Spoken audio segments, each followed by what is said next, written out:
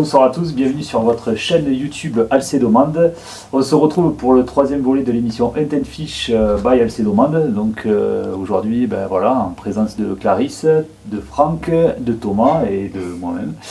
Du coup, on va un petit peu débriefer ce mois de février. Qui s'est passé, et puis surtout parler de l'ouverture truite qui arrive vraiment là, maintenant c'est dans quelques jours.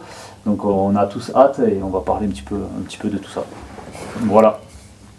Bonsoir à tous. Donc comme vous l'a évoqué Jérôme, ce soir on se retrouve vraiment pour parler de cette fameuse ouverture de la truite, mais aussi pour débriefer un petit peu sur les sorties qu'ont pu faire Jérôme avec Thomas en deuxième catégorie. Ouais, c'est vrai que la particularité c'est que on a un petit peu attaqué à pêcher là la semaine dernière pour être plus précis. On a attaqué un petit peu la truite parce que on était un peu pressé aussi, donc on a la possibilité de pêcher en seconde catégorie. Donc on les a bien laissées, elles ont bien fini de frayer, donc maintenant elles sont bien refaites. On a été comme chaque année voir un petit peu qu'est-ce que ça donnait en seconde catégorie et aussi en lac parce qu'on avait l'ouverture anticipée en lac. Donc on a été voir un petit peu ce que ça donnait. Et souvent ça nous donne une bonne idée de ce que va être la saison, en tout cas le début de saison. On voit un petit peu qu'est-ce que ça va donner. Et ça a été un petit peu compliqué, mais pas forcément du fait qu'il manque des poissons ou des conséquences de la sécheresse, mais vraiment les conditions climatiques. Conditions climatiques vraiment particulières. C'est vrai que vous avez tous vu froid, pas beaucoup d'eau, et encore que là, cette dernière semaine, les niveaux sont revenus à peu près corrects. Après, est-ce que ça va devenir, on ne sait pas, mais ça va être. Les niveaux étaient suffisants. Par contre, on avait de l'eau degrés, on a attaqué à Villefort. Avec une eau à 4 degrés, je crois. Ouais, 4 degrés, donc très compliqué. On s'est cassé les dents le jour de l'ouverture, mais vraiment cassé les dents. Donc on a beaucoup prospecté le lac. On le connaît quand même pas mal, le lac de Villefort. On a cherché la truite arc-en-ciel, de la lacustre, essentiellement la lacustre. Donc on s'est appliqué avec le LiveScope à chercher. Donc pour ceux qui ne connaissent pas, c'est le nouveau sondeur, la nouvelle sonde de chez Garmin.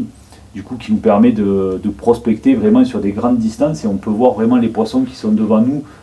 Donc on a la sonde, nous on la règle pour ne pas détecter trop loin, on l'a réglée sur maximum 30 mètres, mais après on a une poignée, on peut vraiment faire tourner et on peut voir à 30 mètres autour de nous où sont les poissons. Et en fait ça permet d'attaquer et de vraiment cibler les poissons et on s'est rendu compte qu'il n'y avait pas, sur les deux premiers jours d'ouverture, qu'il n'y avait pas de poissons, donc on était un peu perdus. C'était surtout pas de poissons du fait qu'ils étaient vraiment restés en profondeur. Ils n'étaient pas actifs. Donc le fait qu'il faisait froid, ils étaient collés au fond. Alors la particularité de Villefort, c'est que c'est un lac en plus qui est pentu, quoi. Donc si vous l'avez déjà pêché, vous devez savoir que les pentes sont très abruptes. Donc au sondeur, au 2D, on a un petit peu de mal à voir où c'est que vont être les poissons. Et du coup, les autres années, on avait des truites arc-en-ciel, on les trouvait assez facilement entre 5 et 10 mètres. Donc ça permettait... on pouvait les pêcher, comme on vous a dit dans la dernière émission, au leurre, à la cuillère. Il fallait vraiment cibler la profondeur. Et là, on ne les voyait pas. On a essayé, on essayait un peu tout. Au leurre souple, au leurre dur, à la cuillère. Donc après, on a branché le LiveScope et en cherchant, on ne voyait rien du tout. Donc on a dit qu'on allait se rabattre un petit peu. On a essayé d'aller gratter au fond. On a dit, elles sont plaquées au fond. On a essayé de gratter au fond en drop. Ça n'a pas donné non plus. Et on ne les voyait pas spécialement comme les autres années, on arrivait toujours, c'est vrai qu'on les voyait un petit peu comme à la pêche au sang, on les voyait au fond, on arrivait à les gratter au fond. Là, ça a été compliqué, on ne les voyait pas forcément, mais bon, on a persévéré. Mais c'est surtout, en fait, quand on parle conditions, c'est surtout que l'année dernière, à cette même période, il faisait bon. On avait de l'eau, la température de l'eau était plus haute et du coup les poissons étaient un peu plus actifs. Là on se retrouve avec, il a neigé, il a fait très froid, donc du coup les conditions n'étaient pas adaptées à pouvoir trouver du poisson à mi-hauteur dans le lac. Après donc on a voulu vraiment insister pour comprendre un peu. Donc on y a été 2 fois et la deuxième on a ciblé sur un jour où il devait pleuvoir, dans la semaine, mercredi dernier. Donc on s'est dit, avec les précipitations, elles vont bouger. Et on est arrivé, c'est là où il a fallu avoir du mental, parce que d'entrée, même condition, on voyait rien, pas de poisson. Et puis d'un coup, la pluie est arrivée vers 15h. Et là, par contre, on a eu des échos de partout. Donc ça a été assez riche d'enseignements, quoi. Avec le LiveScope, là, par contre, on s'est rendu compte que finalement, réellement, il y a du poisson. Quand il est là, quand il sort. On avait des beaux échos de truites lacustres dans les 30 mètres. On avait des échos d'arc-en-ciel voilà, dans 8-10 mètres. Voilà, de 8-10 mètres, donc vraiment du classique. Des boules de fourrage aussi devant les structures. Donc c'était vraiment intéressant, on en a attaqué pas mal, on en a loupé à la touche. Donc voilà, il y a du poisson à faire. Après, donc il y a du poisson. Bon. Donc il y a du poisson. Il y a du poisson, j'ai pas été bon. Mais bon, voilà. Après, un peu plus timide forcément que les autres années. C'est vrai qu'il faut continuer à aller très doucement. Il faut vraiment aller les gratter et puis il faut attendre le petit moment. Là, ça se joue, je pense, à quelques degrés de l'eau aussi. Hein. Dès que ça va remonter quelques degrés, on va avoir cette. Mais bon, le début de saison, il est toujours comme d'habitude. Il faut toujours aller très lentement. Très lentement, très doucement. Ouais. Alors du coup, riche de cet enseignement-là, on a été un petit peu en rivière. On s'est dit, bon, on va aller en seconde catégorie sur le Lot. On a été un peu plus bas du côté de la seconde catégorie. Où là aussi, compliqué, mais par contre, on a vu des poissons. On a trouvé quelques poissons aussi. Voilà, on a trouvé quelques poissons qui bougeaient. Par contre, voilà, comme par habitude, ils se déplacent plus doucement, ils suivaient derrière les leurs, presque jusque dans nos pieds, plus doucement, pas trop d'agressivité, même en anousement. Et puis après, on a trouvé quelque chose qui faisait la différence sur des gros leurres souples, entre autres, sur du leurre souple de 4 pouces. Donc c'est vrai que c'est rare de pêcher aussi gros la truite, mais ça fait un leurre de 9 cm. Donc vraiment gros, et là par contre on a enchaîné les touches après. On a fait des poissons, pas forcément non plus énormes, mais des trucs de 30-35, on s'est régalé.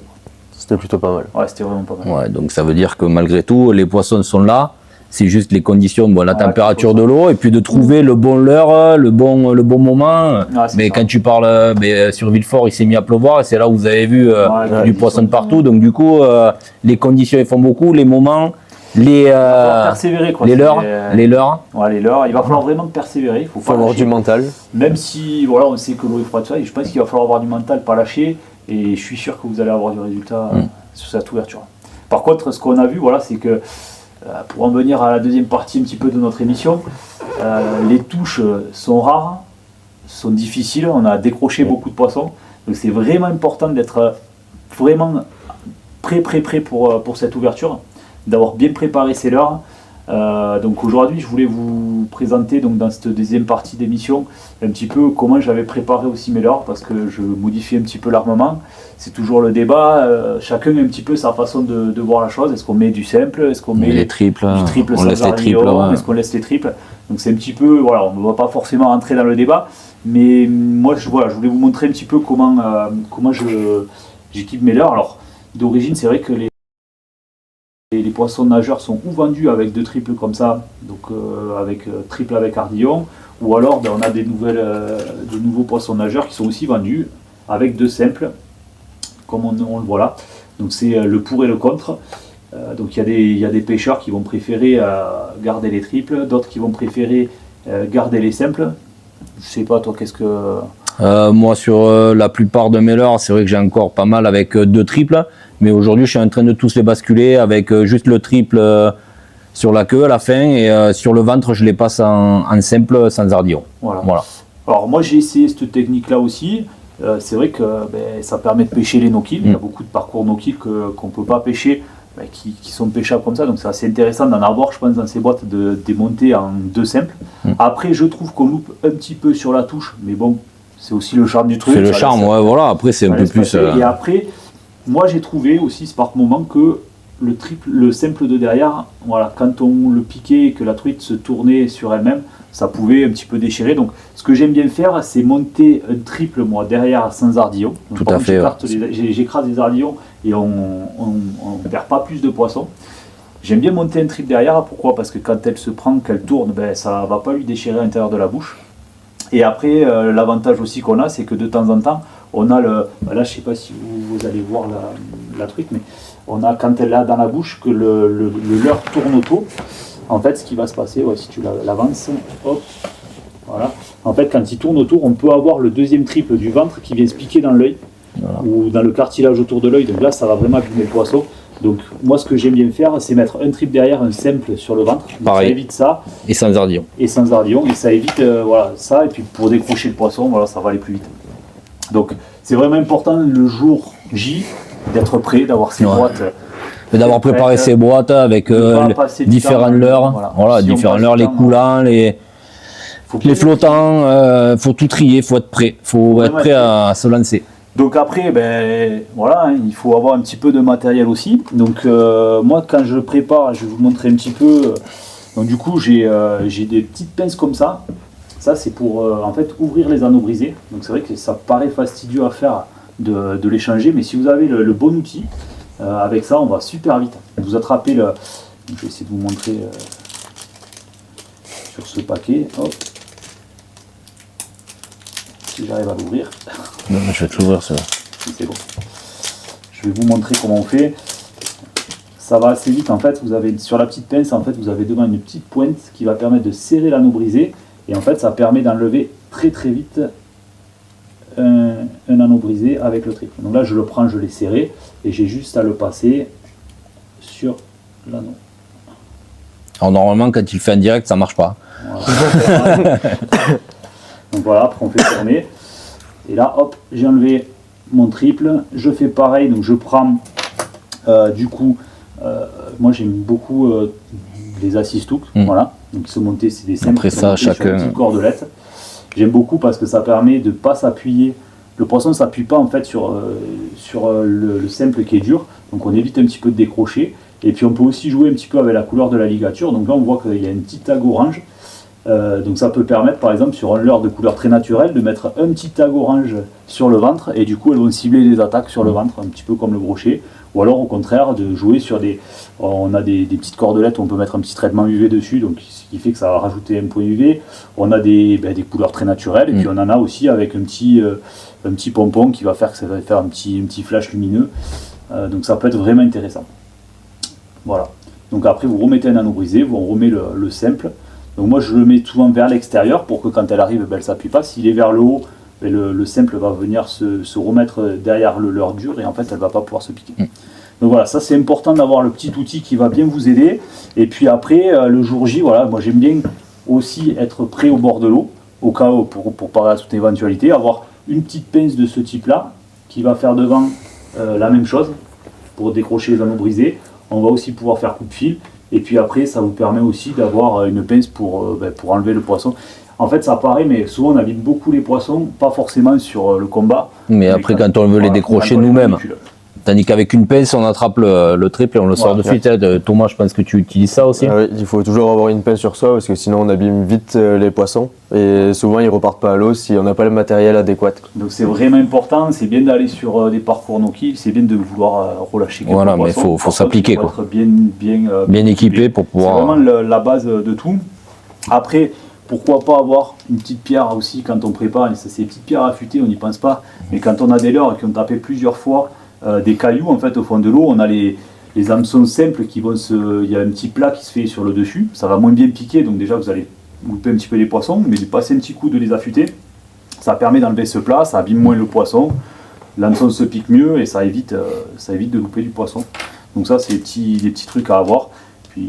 Puis après, vous êtes paré pour faire une ouverture. Voilà, je pense que là, avec tout ce que tu viens de donner comme conseil, il y a déjà pas mal de choses à faire. Ouais, il y a pas mal de choses à faire. Et donc, bon, voilà. Il faut être prêt. Il faut vraiment se préparer en amont, être vraiment organisé, parce que quand on est au bord de l'eau, on est tous pêcheurs, on est tous motivés, mais à un moment donné, si on perd du temps, on n'est pas content. Donc, quand vous avez tout prêt, vos boîtes, vous savez où elles sont rangées, votre matériel, c'est un gain de temps. Et après, on passe plus de temps à chercher le poisson. Et à essayer de trouver la truite qui va nous faire rêver, une belle truite à l'ouverture, c'est toujours... On a tous l'expérience d'arriver au bord de l'eau, il nous manque quelque chose. Remonter à la voiture des fois. On s'énerve, quand on s'énerve on pêche moins bien. C'est souvent là qu'on perd un leurre et puis c'est le début de... Si on n'a pas vérifié sa tresse, son nylon avant l'ouverture, premier lancé, le leurre il part dans l'arbre en face, et voilà. Et là, déjà on part énervé, on ne fait plus rien. Ah, c'est vrai. Et ça, c'est des petits détails, mais qui font quand même des différences vraiment. C'est comme sur tout. Le plaisir qu'on va prendre au bord de l'eau, quoi. Parce qu'après, voilà, avant tout, c'est de prendre du plaisir. Oui, c'est prendre du plaisir et puis réussir à faire une belle pêche. C'est toujours plaisant. Trouver le fameux poisson qui nous fait tous rêver. Ouais, c'est ça. Donc voilà, on est tous prêts, on va tous se chauffer pour préparer le matériel, mettre les cannes au chaud. C'est déjà prêt. C'est prêt depuis un petit moment. Mais bon, malgré tout, on s'est rendu compte, c'est là aussi où ça sert de faire ces petites sorties en lac. On s'est rendu compte qu'il nous manquait des petits trucs, une bobine de fil qui était à moitié vide, on n'avait plus le bon bas de ligne. Voilà, donc c'est des petits détails, mais ça nous a bien permis de checker tout le matos. Donc ça, c'était cool. Et après, bon, pour tout ce qui est des leurres, moi je vous invite à venir samedi. Mais bon, on va laisser la parole à Clarisse, du coup, pour demain. Demain, du coup, l'animation. Samedi. Demain, oui, demain. Et oui, on est vendredi, donc demain. L'animation Smith, donc avec Julien Bru et Julien Saint-Michel. Donc Julien Bru qui est le concepteur Europe des cannes. Voilà, des cannes. Donc tout le monde connaît un petit peu la marque Smith qui font donc tous les décontacts, les cuillères pures, tout ça. Et les fameuses cannes, du coup, les Dragon Bait, les Multi-Use, les Lagless. C'est une très belle canne, vraiment étudiée pour la pêche au leurre. Julien Bru, il travaille en tout cas sur concevoir les nouveaux prototypes, les nouvelles cannes qui sont sorties déjà, qui sont déjà sorties et qui vont sortir. Donc il va être là déjà pour présenter toute la gamme. Il va avoir des cannes à tester, donner des conseils des idées, voilà, les premiers leurres pour les débutants, les premiers leurres à avoir dans sa boîte, comment les utiliser suivant les rivières. Après, il connaît beaucoup. Et après, il y a Julien donc Saint-Miguel qui est sponsor chez eux, voilà qui est venu la dernière fois. Vidéo, et qui sera là pour vous conseiller. Il n'y a pas mieux que lui. Il connaît parfaitement le territoire. Voilà, donc qui lui va vraiment connaître tous les endroits de Lozère où on peut pêcher des belles truites. Donc, ça sera une animation en magasin à partir de 9h. Et voilà. Donc, n'hésitez pas à venir à partir de 9h au magasin. On vous représentera un petit peu là, tout ce qu'on vous a présenté. Puis voilà, si vous avez des conseils pour vous préparer, du matériel à avoir, c'est vrai qu'on ne pense pas, mais c'est un petit élastique pour avoir sur la tenue, pour avoir le ciseau plus rapidement. Des portes, ça c'est un petit accessoire qu'on va fixer sur la canne, par exemple, pour avoir le leurre quand on se déplace. Ça permet donc c'est aimanté. Ça permet de mettre le leurre contre et ça vous tient le leurre. Donc c'est pareil, c'est super bien. On a tous tendance à mettre le triple dans la céramique de la canne, mais on peut abîmer sa canne, il faut le savoir, on peut abîmer la céramique, donc ça fait toujours râler d'abîmer une belle canne. Voilà, des petits détails, donc c'est toujours en discutant que on se rend compte de choses. Des petits plus qui vont faire gagner du temps et améliorer votre matériel. Voilà. Donc on vous attend samedi aussi. Et après, donc la petite nouveauté, on avait gardé le suspense aussi, on avait un peu parlé, le samedi 18 avril du coup, il y aura une deuxième animation, donc avec la marque Seacolor, pour ceux qui les suivent déjà pas mal. Hop, donc avec leurs petits leurres qui sont caractéristiques et qu'on reconnaît, avec des leurres coulants, des leurres suspending de différentes tailles. C'est la nouveauté, on les avait pas l'an dernier au magasin, on les a fait rentrer cette année. Par contre, je pense que vous les avez tous vus, si vous suivez un petit peu leurs vidéos YouTube, ça fait grave du poisson. Et c'est la belle nouveauté de cette année. C'est des super leurres, ils seront présents. Et eux aussi ont une belle gamme de cannes, donc ça sera l'occasion de les découvrir. Voilà, quelque chose à rajouter ? Non ? Eh bien écoutez, moi nous vous souhaitons une bonne soirée. On compte sur vous demain pour venir à l'animation au magasin. C'est partager des moments, c'est vraiment convivial. Échanger, discuter un peu de notre passion. Entre passionnés. Voilà, entre passionnés, mais voilà, vraiment échanger. Et puis écoutez, continuez à nous mettre des pouces sur la chaîne YouTube. Et on vous souhaite à tous une bonne soirée. Bonne soirée. Ouais. Et puis on se retrouve dans un mois, vendredi prochain. Le vendredi et dans un mois. Dans un mois. Bonne soirée à tous. Bonne soirée. Au revoir.